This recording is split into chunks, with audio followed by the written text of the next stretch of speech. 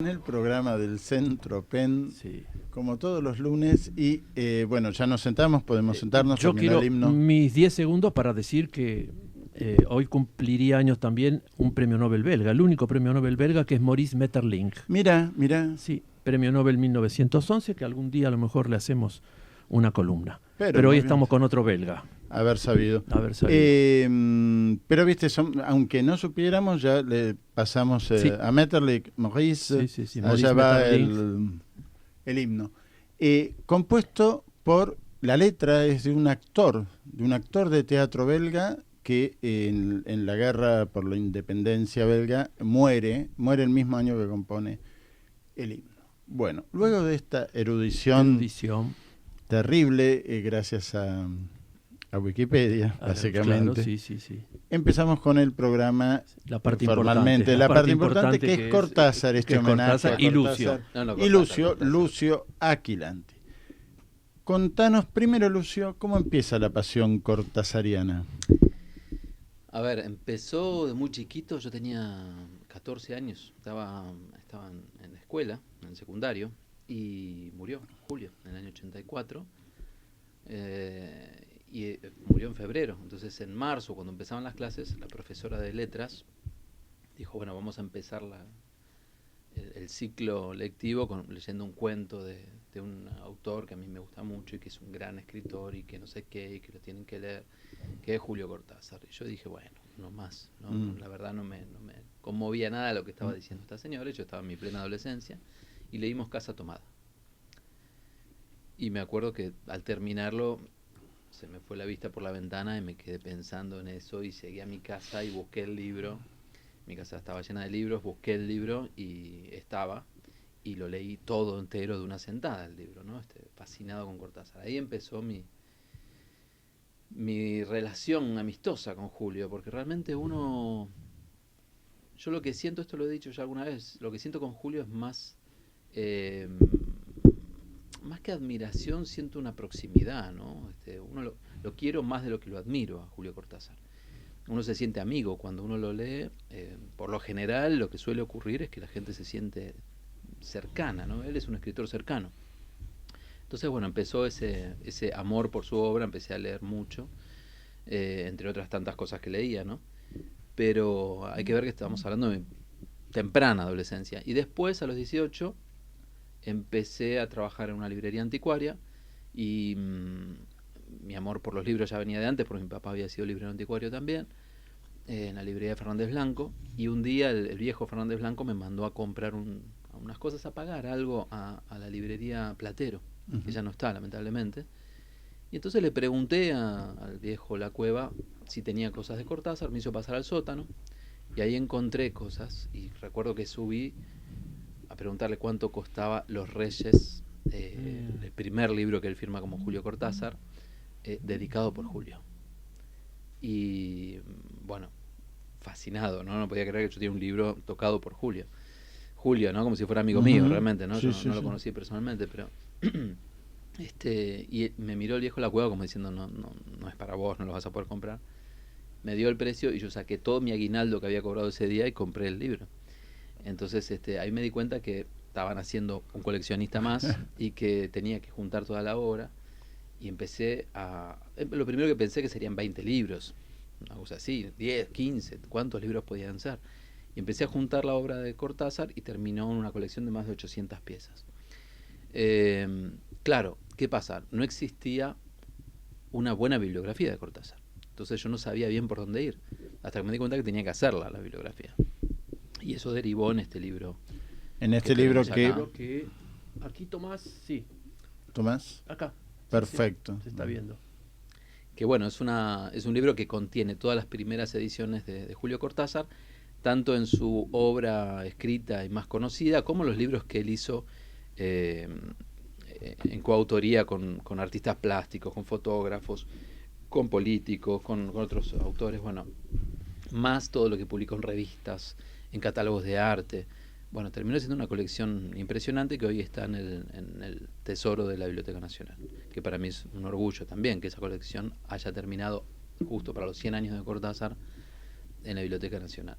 La extraño todavía, Pero ¿La podés visitar? ¿Te permite? sí, Ah, claro, pero no voy mucho. me, me da bastante... Bueno, igual volví a juntar la obra que más me interesaba, la volví a juntar, las cosas que más quería tener. Pero me gusta que esté en ese lugar, ¿no? Que haya terminado en un libro, en exposiciones, viajó por varios lugares. Entonces la pasión fue bien direccionada, ¿no? ¿Tenés idea cuántos idiomas fue traducida Rayuela, por ejemplo? No, ese trabajo lo hice con Di Benedetto, que hablábamos antes, lo Claro, hice con Sama. sí. Y con Rayuela nunca me puse a hacerlo porque realmente debe ser enorme. Pero más de una vez pensé en coleccionar todas las rayuelas que haya en distintos idiomas, en distintas ciudades, ¿no? Lo hice con Sama, la Claro. obra de Di Benedetto, y es realmente mucho más grande de lo que uno cree, ¿no? Está traducida a montones de idiomas y en montones de ciudades antes que en Mendoza, Antes que Mendoza. curiosamente, ¿no? Mucho antes que en Mendoza, Ujú. y publicada por primera vez en Buenos Aires. Pero bueno, volviendo a Cortázar, yo creo que Rayuela trascendió desde un principio, por eso tuvo tantas traducciones también. Rayuela tuvo una llegada inmediata, ¿no? con la gente, con el público, como él decía, y se sorprendía con el público joven. Encontró un público ahí que él no se esperaba. Editado el 28 de junio del Del 63, se van a 63. cumplir 60 años. Ya estamos llegando a los 60 años. Sí. Vos sabés que ahora que dijiste, una vez leí que Cortázar era un autor de adolescentes, o sea que uno entraba a Cortázar mejor desde la adolescencia. Yo creo que hay algo de cierto, pero algunos usan eso como una crítica. Y otros dicen también de Cortázar, especialmente de algunos textos como Rayuela, que quedó viejo. Y yo me pregunto, ¿estará viejo también el Fausto de Estanislao del Campo? ¿O el de Goethe? ¿O estará viejo? El tema es el lenguaje que usa. Uh-huh. Y ahí es donde podemos discutir si quedó viejo o no. Quizás ya era viejo en ese momento. Él se había alejado de Buenos Aires hacía bastante tiempo y quizás hace uso de algunos giros muy porteños que quizás no se usaban tanto, ¿no? El pibe, ¿no? Ese tipo de cosas, el che, el pibe, que se usaban, pero no tan cotidianamente como él lo hace en Rayuela. Aún así, si es un autor para adolescentes, ¿podemos decir lo mismo de Tolkien y El Señor de los Anillos? Bueno, ¿tiene algo de malo? No, es por una eso, obra fantástica, ¿no? obra Me parece. No, y yo la he disfrutado tanto como Rayuela en otra época de mi vida, ¿no? Como vos dijiste que empezaste a los 14 Sí. en la escuela, Sí. y bueno, esto que yo leí no estaba como crítica, sino como que a Cortázar se entraba mejor desde la adolescencia y uno sigue Es que con los años, ¿no? Yo creo, es claro, pero queda el cariño. A mí Claro, lo que me sí, quedó sí, de sí. Julio, o de Tolkien, por ejemplo, Ujú. también, es ese cariño, ¿no? De las cosas que uno... O de Salgari, ¿no? Cuando más chico uno leía las aventuras, ¿no? Y no puedo decir que sea un gran autor, Salgari, pero el cariño está intacto, ¿no? Y bueno, yo creo que con Cortázar sí, se entra muy bien desde joven, sobre todo con ciertas cosas. Yo empecé con los cuentos, que no son tan para jóvenes, digamos, para adolescentes. Cuando entré en Rayuela, que ya era un libro que tenía 20 años, yo estaba como un trance leyéndolo, ¿no? Me sentí... Son esos libros que uno no quiere terminar, que uno empieza a escamotear las últimas páginas porque no quiere que se acabe, ¿no? Y realmente no sé si eso me pasaría hoy con ninguna obra. Hasta ahora no encuentro cosas hoy en día. Sí, cosas que admiro, que me deslumbran y que disfruto mucho, que me emocionan, pero que no quiero terminar el libro, me ha pasado muy pocas veces en la vida. Y Cortázar es uno de ellos, ¿no? Por suerte la obra es bastante extensa y uno puede seguir con otras cosas, como con Borges, ¿no? Ujú. Pero Borges no tiene la novela, y la novela propone ese mundo paralelo que, hablando de la pasión, creo que a uno lo moviliza mucho, ¿no? La novela en general. ¿Cómo leíste Rayuela? Como dice Borges, salteando No, las dos veces. yo de las lo dos leí formas. como proponía el tablero de dirección que tiene Cortázar. Se me hizo bastante difícil porque Claro. toda la parte de moreliana, la parte de filosófica de Rayuela se intercala a cuando lo lees de esa manera y se hace un poco espeso, Sí, ¿no? se hace espeso. Esas partes me costaban bastante. Y después los leí de la manera fama, digamos, menos Cronopia, ¿sí? Y que creo que es muy, que está muy bien, que se puede leer así tranquilamente, y claro, uno deja ahí de lado casi todo, la mitad del libro se queda afuera, ¿no? No tanto como la mitad, pero toda la parte moreliana queda afuera. Entonces, creo que yo recomiendo leerlo así.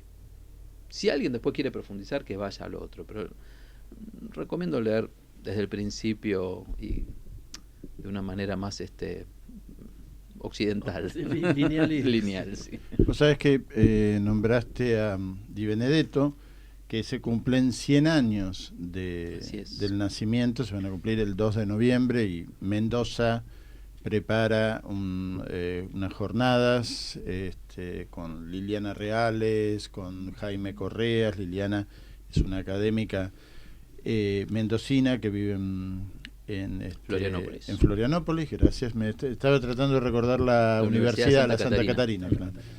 Y Jaime Correas, amigo de la casa, que es un especialista también en Di Benedetto. Y en Cortázar. Y en Cortázar, con un muy buen libro también. Sobre Cortázar. Sí, sí. Un gran libro. Y es prologuista de este libro, aparte. De este libro, mira. Sí. Y bueno, pero ¿qué relación hubo entre Cortázar y Di Benedetto?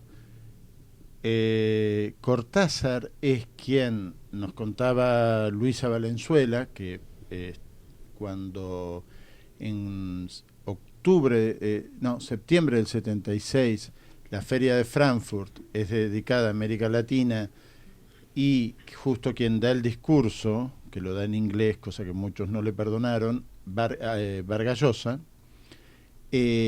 Cortázar encuentra la manera de cruzarse con Vargas Llosa y entregarle un dossier sobre la represión en la Argentina.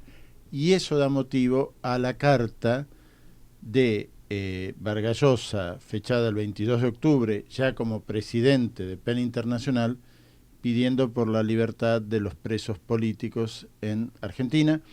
Y en esa carta Videla va contando el accionar de las Fuerzas Armadas de una manera que uno sabe que los informes venían de Argentina porque son muy detallados. Así que, bueno, esas dos pasiones se cruzaron en algún momento gracias a PEN.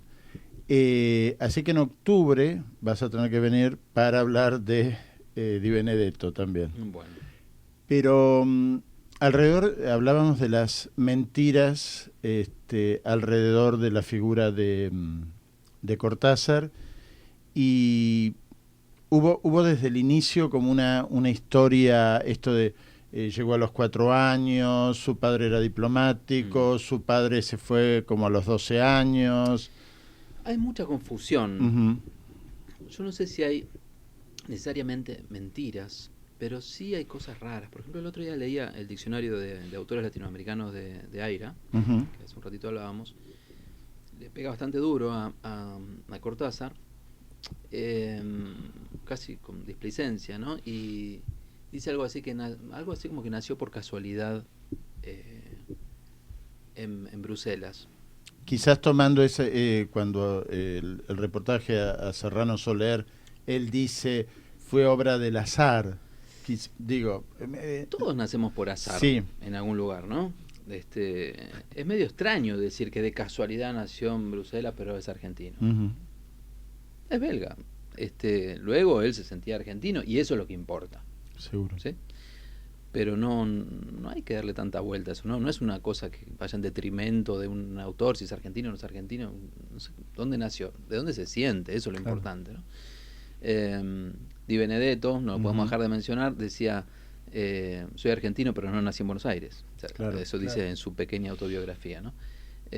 Bueno, Cortázar era argentino y nació en Bruselas.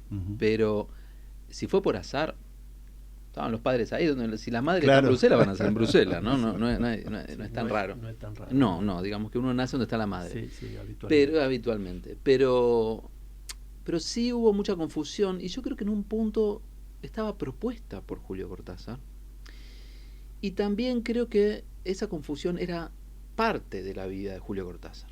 Yo creo que él también estuvo bastante confundido. Y yo lo escuché decir distintas cosas.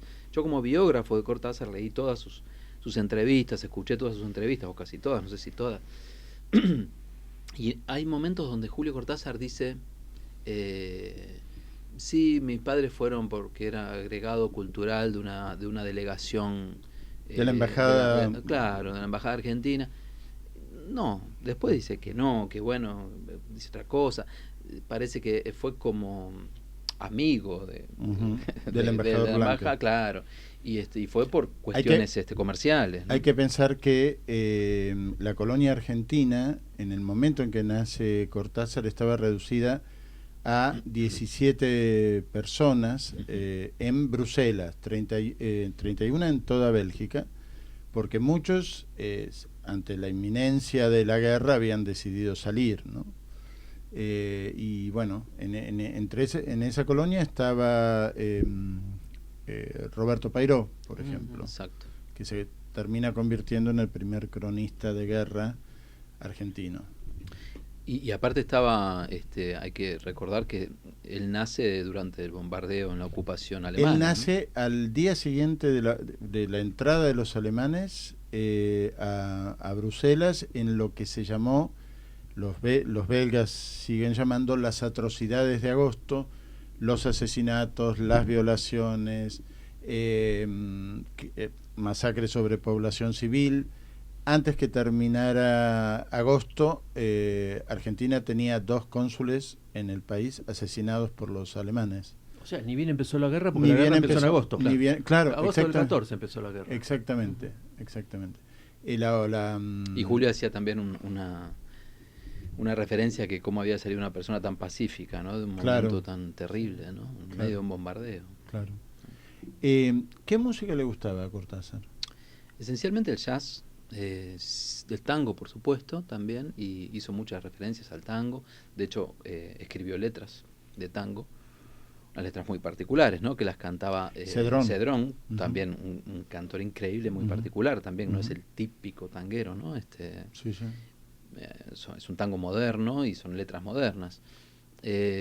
Muy lindo el disco, aparte, es un hermoso disco y un hermoso arte de tapa. Le Trottoir de Buenos Aires. De Buenos Aires. Sí. Y ¿Se consigue? Sí, incluso está en CD y se puede conseguir bastante fácil el LP, que es muy bonito y tiene las letras, ¿no? Yo lo había comprado porque se publican allí por primera vez, o sea, es una primera edición de esas poesías de Cortázar, que no se publican en otro lugar. Entonces el disco ese había que tenerlo como una primera edición también. Hay una poesía de Cortázar también que le dedica a Susana Rinaldi, está publicada en la contratapa del disco y no está en otro lugar, entonces también había que tener ese disco, y así con otros, ¿no? Pero Cortázar escuchaba esencialmente jazz, un gran fanático y un melómano importante. Curiosamente, él tenía una discoteca de más de 2000 discos, y a su muerte Aurora Bernardes, la albacea, los regaló, y eso es terrible, ¿no? Es una pena, nunca entendí por qué, porque era parte esencial de su vida la música, ¿no? Uno de los grandes que él admiraba, entre otros, siempre le escribía a varios, ¿no? Pero esencialmente a Louis Armstrong, por ejemplo, y escribe El Perseguidor, esa novela fantástica, quizá una novela, no sé, puede llamarse cuento, pero es una novela basada en la vida de Charlie Parker, que comentábamos que creo que hoy o ayer estaba cumpliendo años, ¿no? Un melómano impresionante, tenía un conocimiento de música muy grande, tuvo intentos de ser trompetista también, pero no era lo suyo. ¿Por qué esta pregunta? Porque la cortina de ahora... Exacto. ¿Y qué te parece? Charlie Parker. Parker. No, porque este programa, salvo con el himno, tratamos de poner música en español, y entonces mano a mano por lunes por Radio Sónica Más, y nuestro invitado es Lucio Aquilanti, especialista en Cortázar, como se habrán dado cuenta los que escucharon la primera parte del programa. Hace un rato hablábamos de Cedrón, de Susana Rinaldi. ¿Con qué otras disciplinas artísticas colaboró Cortázar? Esencialmente, bueno, con el cine, por ejemplo, se involucró mucho en los guiones con Manuel Antín. Después tuvieron una pelea bastante fuerte, al final creo que fue por Circe, me parece. Pero se involucraba muchísimo, estaba muy interesado, aparte él era un cinéfilo pedernido, ¿no? Pero mucho con las artes plásticas. Con la música menos, él interactuaba menos con los músicos, pero con las artes plásticas muchísimo. Por ejemplo, con Luis Tomaselo, con quien fueron muy amigos, hicieron 2 obras muy importantes. De hecho, la última que él llega a ver en vida y que él firma es un libro que se llama Negro el 10, que más que un libro es una caja de madera con linografías de Tomaselo y con una poesía de Julio Cortázar, y él la firma en su lecho de muerte. Son 90 ejemplares. No, perdón, son menos ejemplares, no me acuerdo exactamente, pero son mucho menos. Con él hizo también Negro el 10, Elogio del 3, que es otro libro similar, más chiquito. También yo tenía una tirada de 25 ejemplares firmados por los dos, una cosa increíble, bellísima. Con Julio Silva, con quien tuvimos alguna relación bastante fluida y que murió hace unos años, eran íntimos amigos. Julio Silva diseñó buena parte de sus libros, ¿no? No sé, Todos los Fuegos del Fuego, que poca gente se da cuenta que Todos los Fuegos del Fuego tiene la entrada por el pasaje Güemes, por una arcada pasaje Güemes, y la salida por la Galerie Vivien en París, que es uno de sus libros, ¿no? Que el personaje entra por una galería y sale por otra, ¿no? No tan así, pero para explicarlo rápidamente. Y con Julio Silva diseñaron buena parte de los libros, la tapa de Rayuela, el dibujo de Rayuela es de él, lo hizo Julio, se lo mandó, claro, la Rayuela se la mandó en un dibujito. Mirá, ¿te parece algo así? Vamos a poner ese, dijo, ¿no? Bueno, se involucraba muchísimo en ese sentido, pero hizo muchas cosas con fotógrafos, con pintores de distintas partes del país, del mundo, perdón. Con Pat Andrea hizo un libro maravilloso que se llama La Puñalada, dificilísimo de conseguir. Con Leonardo Nierman, con un montón de artistas plásticos, muchísimos. Tenía un amigo, uno de sus más grandes amigos fue Jean Tircelin, que era un poeta y pintor francés, casado con una española exiliada de la guerra civil, que hoy es amiga mía, Raquel Tircelin, y viven en la Provenza, en un lugar maravilloso. Y allí iba Cortázar, y allí se refugió Cortázar cuando murió Carol, su última esposa. Tuve la suerte de estar allí en esa casa y dormir allí, una cosa maravillosa, una masía del año 1300 en el medio del bosque con ruinas romanas, una cosa increíble. Fuimos a visitar su casa en Señón, esa casita que él tenía y que algunos aquí criticaban como que tenía un palacio, que hacía la revolución desde su palacio en la Provenza, y él lo llamaba el ranchito, y era un ranchito de piedra medieval, que él lo reconstruyó un poco con sus amigos, entre otros Tomaselo, ¿no? Justamente hablábamos de involucrarse, se involucró políticamente y quizás pagó un precio por eso. Sí, yo creo que pagó un precio, pero también pagó un precio por unas cuantas tonterías que dijo antes de involucrarse, ¿no? Pero las reconoce. Pero Cortázar es un tipo que se involucra, claro, de lleno, todos saben, con la Revolución Cubana, la Revolución Nicaragüense, con los derechos humanos en Latinoamérica, también en Argentina, aunque quizá más en Chile y en otros lugares, ¿no?